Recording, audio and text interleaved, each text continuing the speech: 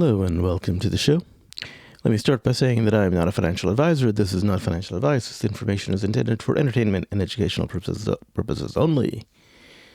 Today is June 2nd, 2022, and we'll be talking about Executive Order 13959, Camber Energy, stock symbol CEI, and GameStop, stock symbol GME. We're going to be talking about some updates on that. This week is Memorial Day week, so it's going to be a short week. There are only 5 trading days, and we're expecting some interesting stuff to happen soon. We'll see. So let me start off by Executive Order 13959. What is it? In case you missed my last video or the last few videos or so, this is basically a theory that was discovered by the Butcher of Wall Street. He deserves full credit for this. He's been promoting it and letting as many people know about it as possible. Right. Basically, there's about 75 Chinese companies that can no longer be used as collateral in margin accounts. This means that they'll be classified as worthless collateral. The result is that a bunch of hedge funds that hold these stocks as collateral, they might get margin called. And as a result, they will wind up having to close positions.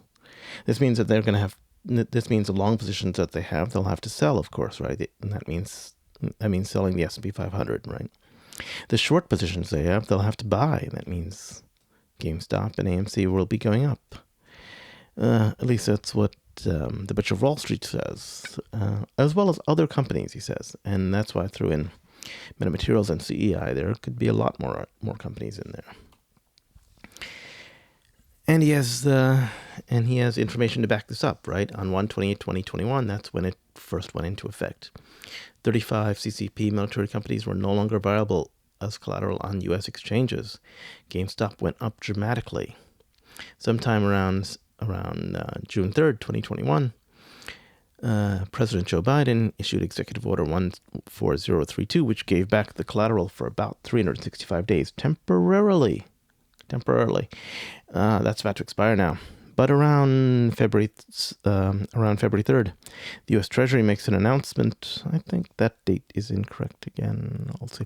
Sometime in February, the U.S. Treasury makes an announcement, amendment, and they bring the number up to about 75 companies. So Executive Order 13959 is expected to go back into effect tomorrow. We'll see what happens. So if we look, we can see that according to Bloomberg, as tweeted by the Butcher of Wall Street, 2,350 hedge funds are going to face margin calls. What? Where'd that come from? About 2,350 stock-related hedge funds last month dropped below a threshold that typically activates clauses requiring them to slash exposures, with many headed towards a level that mandate liquidation, according to an industry data provider. That's interesting. 2,350 hedge funds? Wow, that's a lot. This has led the former SEC chief to buy GameStop and AMC. What? Former SEC branch chief Lisa Braganca? Sorry if I'm butchering the pronunciation of her name. She was very disappointed because the SEC released a bunch of videos that actually disparaged retail investors and meme stocks, and it's very disappointing. And anyway, the SEC did release some videos that were very, they're meant to actually, what is it? They're meant to protect retail investors. They're not meant to make fun of them. What's the deal with the SEC? We see what the SEC really feels and believes, when they make these videos. Anyway, so former SEC branch chief Lisa Braganca has purchased AMC and GME. So that's pretty cool. It's a vote of confidence right then and there. She could know something is going on. This is also interesting. If we see, it looks like BlackRock, Vanguard, and Fidelity, and hundreds of banks might have massive exposure to these CMIC, Chinese Military Industrial Complex companies. And that means that they might be facing margin, they might be facing margin calls. They'll have to at least reduce some exposure, selling some stuff off. Interestingly enough, at this point in time, between May 26th and June 7th, federal employees and military personnel will be unable to access their thrift savings plans. That ensures or guarantees $900 billion in liquidity that's locked into financial markets to provide prime brokers with margin and bag holders. We see who's going to be holding the bag. Wow, interesting. And there is some possibility that, that the future will not repeat the past, but so far it looks like we're kicking off slowly, and it looks like a pre-move is starting to happen prior to the June 3rd executive order taking place. We'll see. In summary, you got 75 Chinese companies that can no longer be used as collateral in margin accounts. They're going to be classified as worthless collaterals, resulting in margin calls. They'll be closing their positions. Longs will sell. Shorts will buy. And that means AMC and GameStop will be heading upwards. S&P 500 will be heading downwards. We could see a sympathy rise as well in metamaterials and Camber Energy and etc. All the other meme stocks as well. This affects BlackRock, Vanguard, Fidelity, and hundreds of banks, and about 2,350 plus hedge funds. Could be interesting. Let's look at the update to GME. Now that we've been talking about GME a little bit, they recently had an earnings announcement. Here's their revenue statement. Basically, I consolidated what I thought was important. Their revenue is about 1.4 billion, almost 1.378 billion. Okay, it cost them about $1.079 billion to actually generate that revenue. That means they got a gross sales of about 300 million almost. Okay.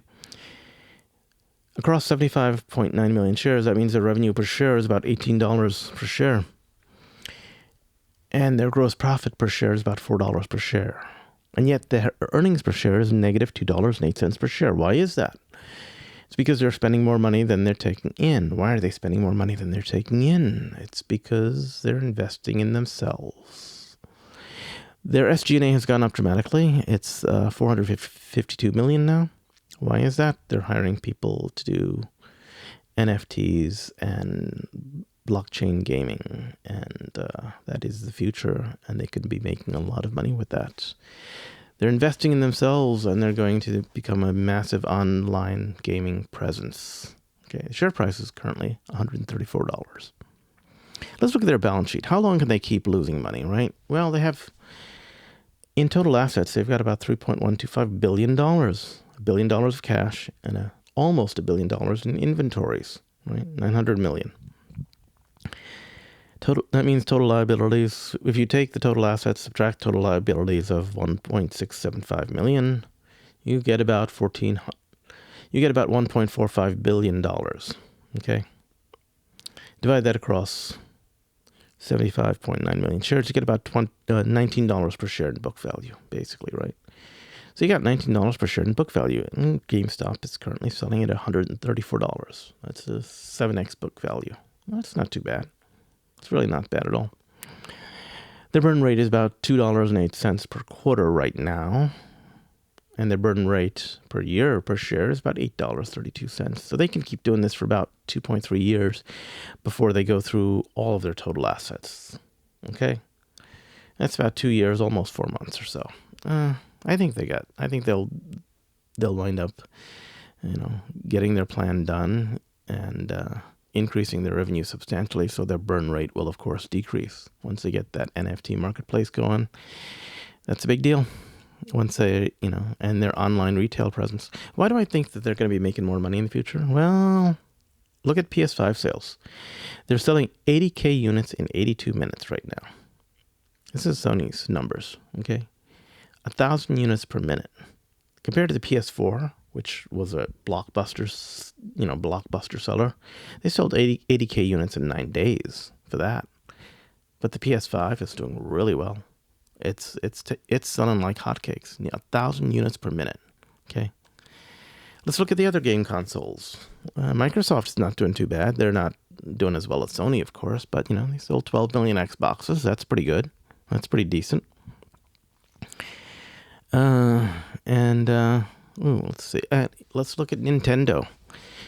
Nintendo Switch hits 107.6 million. That a Nintendo Switch is a console, right? Nintendo claims its highest annual software sales ever. Okay, so Nintendo Switch hardware units, they sold 23.06 million units in fiscal year 2022. In 2021, they sold 28 million units. And they're selling a lot, but look at their software. They're selling 235 million units of software. Okay, software is where you make money in the gaming world. It's not the game consoles; it's the software, and they're doing really well in that software space. Who sells these game consoles and all this software? Well, GameStop does. Who else does it? Well, you got Walmart's. You got your Kohl's. You got your Targets. But. If you want to buy a game console, are you really going to go to a Walmart where they sell bed sheets and they sell food and they sell, lawn gear, as well as a few video games? Or are you going to go to a store or a place that specializes and the only thing they sell are video games, or most of what they sell are video games? Okay. You're probably going to go to GameStop. That's their lifeblood, man. These guys know what games are. That's the main thing that they do. Okay, that's why they're called GameStop. And who owns all these shares? Well, Ryan Cohen, we know, owns 9.2 million shares. We know that retail has, apes means retail, of course, right?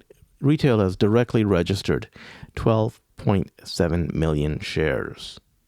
That's directly registered. That doesn't mean that the retail owns 12.7 million shares. There's a lot of people there who have not directly registered their shares. And a lot of people only directly registered some of their shares. They didn't directly register all of them, let's say. Okay? There's a lot of shares that are owned by retail. But yet mainstream media says that retail has sold their shares and the game is over. GME is over. I don't think so. Don't think so. Especially when, GameStop is just starting up this whole NFT marketplace, right? I mean, look at that. We got an astronaut up there in space. Love Ryan Cohen's sense of humor and irony. It's pretty cool. Anyway, they've got a wallet, a GameStop wallet, so you can keep your NFTs on that wallet. You can store your crypto and your NFTs securely. It's pretty cool. You can trade your NFTs on the GameStop marketplace. It's pretty good. Okay. That leads us to the annual meeting, which took place today. Okay, there were 5 agenda items on the annual meeting, and then the 6th one is to transact any business. Basically, it's Q&A. Let's look at the 5 agenda items. So they all got passed. Everything got passed. The only one that we really care about is agenda item number 5, right? Approve an amendment to our 3rd amended and restated certificate of incorporation to increase the number of authorized shares of our Class A common stock to 1 billion. Why are they doing that? They're doing that because they're planning a split via dividend, right? So the split via dividend is approved and passed. All 5 resolutions are passed. One of the things you might want to think about you might care about as a resolution that you might be worried didn't get passed is the election of the 6 directors. Basically, the entire board of directors got reelected. And Ryan Cohen got reelected to be chairman of the board again. So he's still chairman of the board, and the other directors are still are elected. It's fine. So yeah, all good. But there was a Q&A that was taken up at today's annual meeting to talk about the split via dividend. When's it going to happen? The answer we got was interesting, to say the least. The answer we got was, the board has not yet made any final decision on the stock split. If the share authorization is approved today, we'll proceed with amending the charter to include the increase in the amount of authorized shares. And then once that's complete, then the board will take up the matter, analyze market conditions, determine when and if a stock split is really in the best interest of the shareholders. What? What did that? That doesn't sound like, yay, we're going to do a stock split via dividend. That says we haven't made any decisions yet. If it's approved, well, it's going to be approved. It was approved. They'll proceed with amending the charter, meaning they'll get ready. Okay. What was the purpose of these shares? Okay, the reason to increase the number of shares is to facilitate the potential stock split. Our board intends to approve the stock split subject to and contingent upon stockholder approval. Well, they got that. And the effectiveness of the authorized shares agreement, right? So, the trading price of our common stock has risen significantly over the last couple of years. Our investors have expressed a high level of interest in our common stock, meaning they want to buy. Okay. Feedback from our investors indicates stock price can limit those who desire to invest in our common stock. Basically, it's pretty expensive, so a lot of people don't feel they can buy. Okay. We anticipate that an increase in the number of outstanding shares resulting from the potential stock split will reset the market price of our common stock in a range that would give our investors more flexibility in how they manage the ownership of our common stock and make our common stock more accessible to anyone who wants to invest in our company. Basically, what that means is that they'd like to do a split, and the split will decrease the price of the split will decrease the price of the common stock. More people will be able to buy, and the price of the stock will keep going back up. That's basically what they're saying. Okay.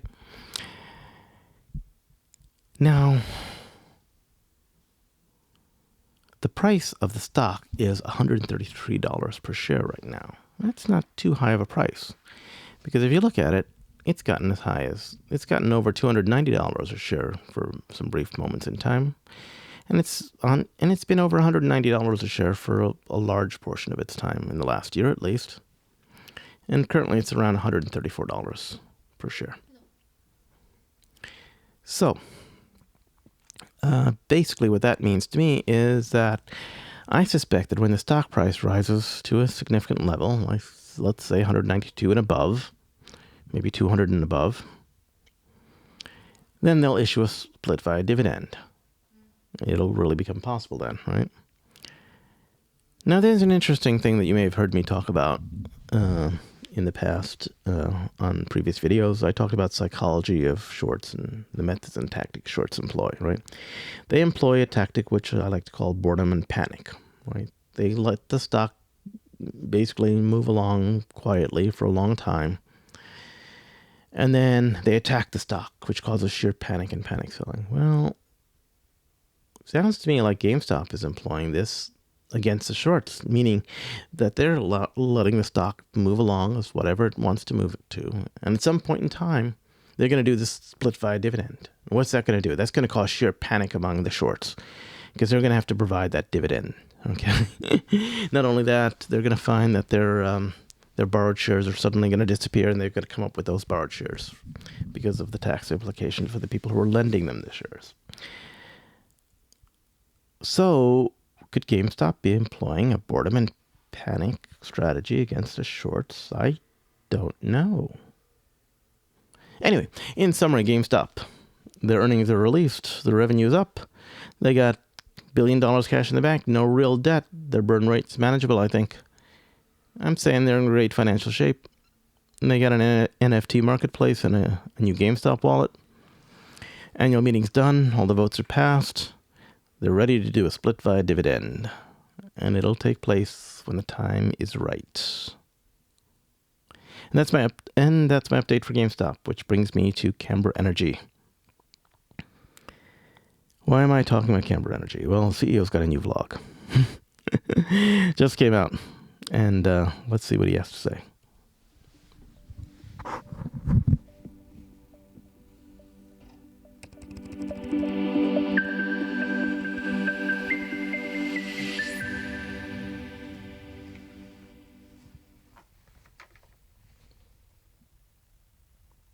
Good afternoon. I thought it'd be helpful to provide a brief update on a few items. Before we get into it, I want to emphasize, as always, that everything I say is subject to the public filings of each of Camber Energy Inc., CEI, and Viking Energy Group Inc., VKIN.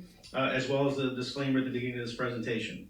We don't get involved in the day-to-day trading of the stock of either entity, but we are sincerely grateful for the support of all stakeholders and want to be as transparent as possible as to the activities going on inside the companies.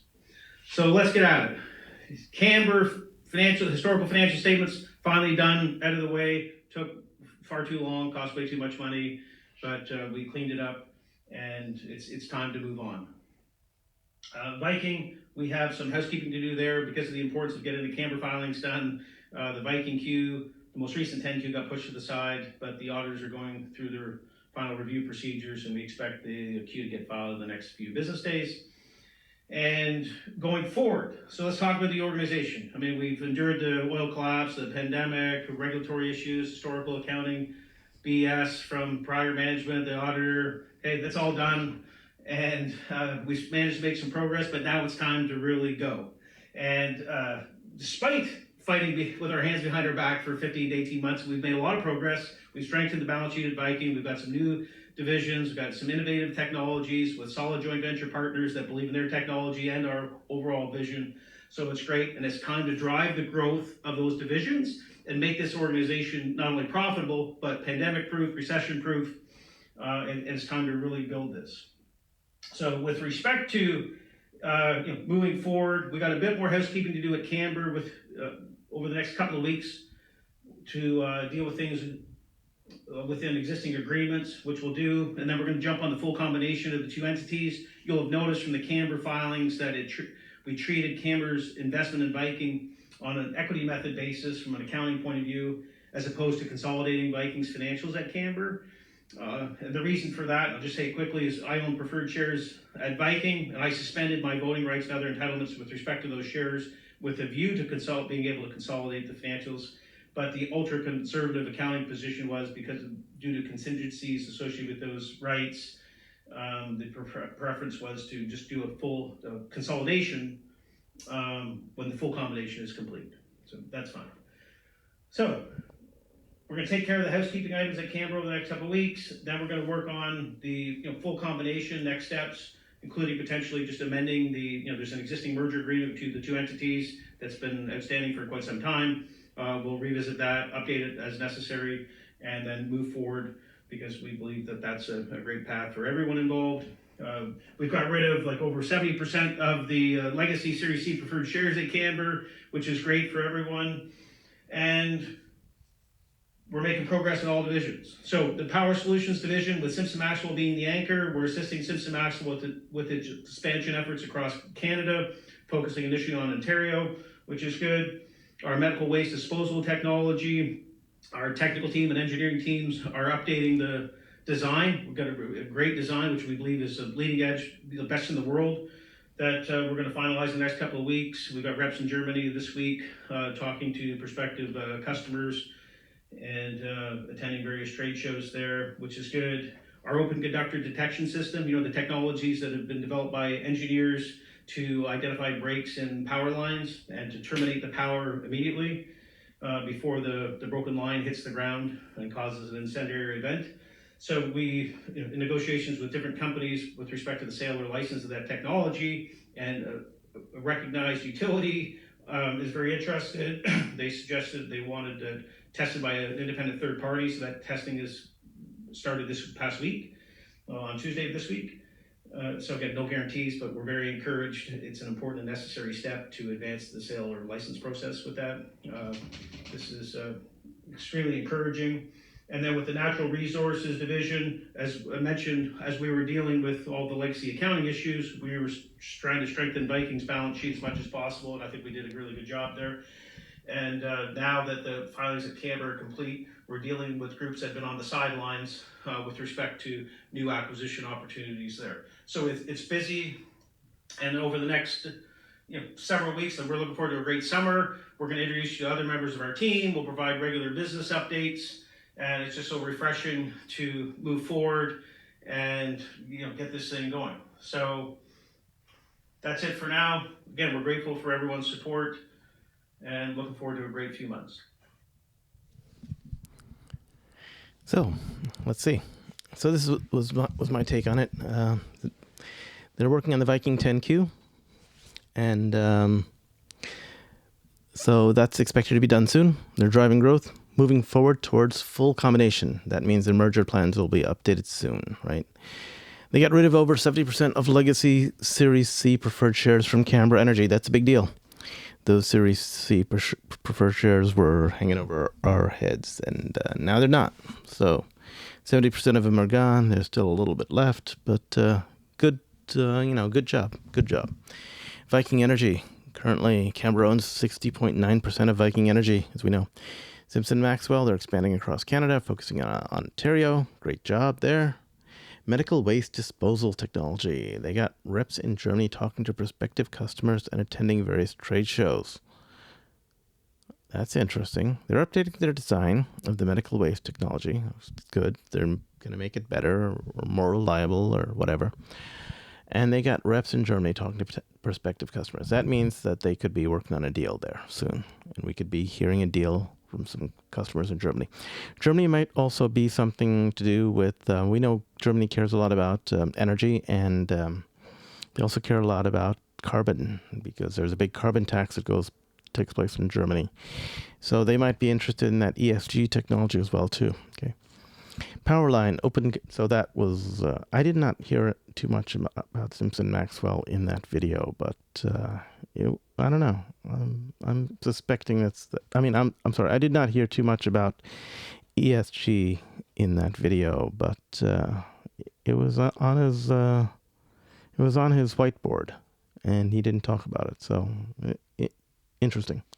I suspect that Germany would care a lot about that ESG stuff, especially the carbon capture portion of it, because that would reduce carbon taxes in Germany dramatically, right? Okay. Powerline open conductor technology. Basically, it prevents forest fires from electrical transmission lines arcing. It's a big deal over here in California. We see a lot of that, and it's now fire season. And for the last few years, we've had fires rampaging through California. It laid waste to Napa and Sonoma a few years back, some of the most expensive land in the planet, and most beautiful land in the planet as well, too. Anyway, so they're in negotiations with different companies, with different companies for the sale or licensing of the open conductor technology. One's a recognized utility, very interested. Wants testing by a third party. Testing started Tuesday. He's got a big smile on his face when he said that. He says it's extremely encouraging. I would look at that again if I were you. Check out that smile. Check out the fact that he didn't want to say too much about that Powerline open conductor technology. Natural resources, strengthen Viking's balance sheet, new acquisitions and opportunities. What does he mean by that? Natural resources means oil and gas. They have Petrodome, which does oil and gas in Texas and Louisiana. So there you go. They're going to be working on that as well too. Speaking of oil and gas, let's look at the price of oil. The price of oil has been going down in the last, few days or so, but came back up. Did you really think oil was falling off a cliff? I don't think so. There's a strong need for oil, and Camber Energy's got a ton of oil. So, in summary, Camber Energy, 10Ks and 10Qs are done. Viking Energy, the 10Q is coming soon. That means the merger is coming soon. There's shills everywhere right now. People are dissing Camber Energy like crazy. Okay, and yet oil prices remain high, and we have deals and announcements coming soon. That sounds pretty positive for Camber, I think. Anyway, that's my update. It's a short week. I hope to talk to you later. Anyway, I'm not a financial advisor. This is not financial advice. This information is intended for entertainment and educational purposes only. Good night.